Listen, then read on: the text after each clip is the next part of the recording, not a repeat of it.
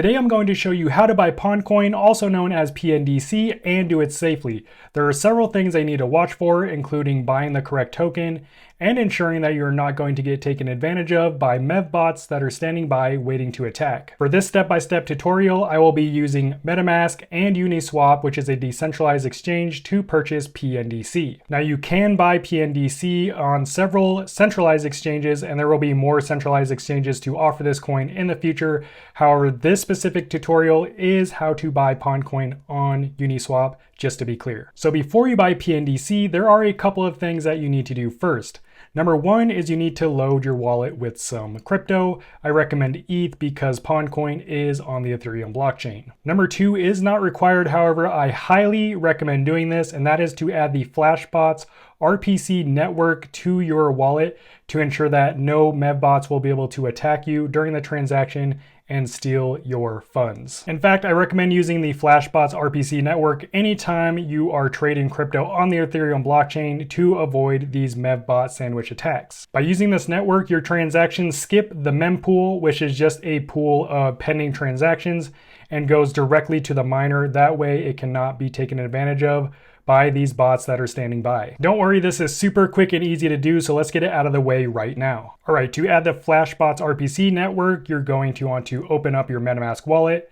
Then you will go up here to the network selection, and we want to select Add Network. Scroll down, we want to add a network manually. And here we just need to fill in all this information and we will be good to go. So the network name is Flashbots RPC. The new RPC URL, https://rpc.flashbots.net. Chain ID is 1, which is the same as the Ethereum mainnet. Currency, we're using Ethereum, or that's the network we're using. And then the blockchain explorer for Ethereum is Etherscan. So you just go ahead and put in etherscan.io. Double check, make sure that you put in everything correctly. And if it all looks good to go, go ahead and hit save. And then you want to make sure to switch to this network because this is a network we will be using to buy Pondcoin. You can always switch between networks by going back up here to the select a network tab, and then you just click on the network. But again, we're going to use Flashbots RPC to do this transaction. That way we can avoid any MEV bots that may be waiting to attack. All right, with the Flashbots RPC network added, we are ready to begin the process of purchasing our PNDC coin. So we do need the contract address to the token to ensure that we are purchasing the correct token. So to get that, just go to pond0x.com, which is a coin's official website. And then down here at the bottom of the page, just click on the contract. That'll open up Etherscan, and this is the official contract address, and you can simply copy that address. We're going to need to use this address a couple times during the process here. So after you've done that, go ahead and open up Uniswap, go to uniswap.org, and then just simply hit Launch App. All right, now that the app is launched, you want to connect your wallet, so click the Connect button. Going to connect my MetaMask wallet here.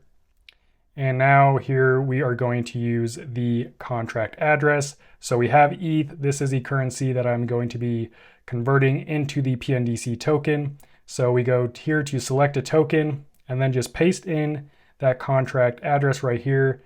And you will see the Pondcoin pop up. This way you know you are converting to the official Pondcoin and not a scam coin.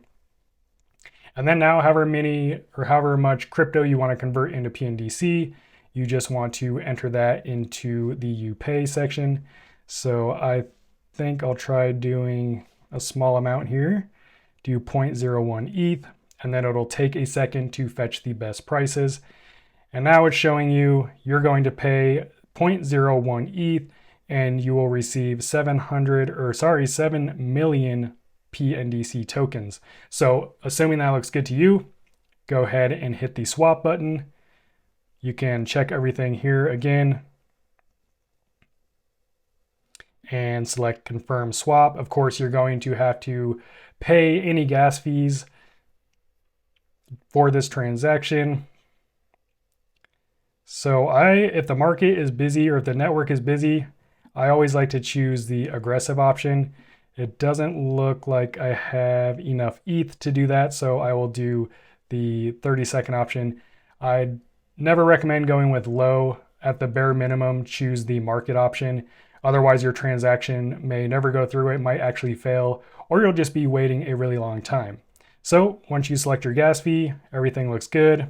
This is the total you're going to pay, potentially, and then here's your gas fee. So we're going to pay $8.91 to transact. Looks good, hit confirm. And that is that. So that's it. You bought your PNDC coin. Now, what you might notice is you don't see your coins in your MetaMask wallet.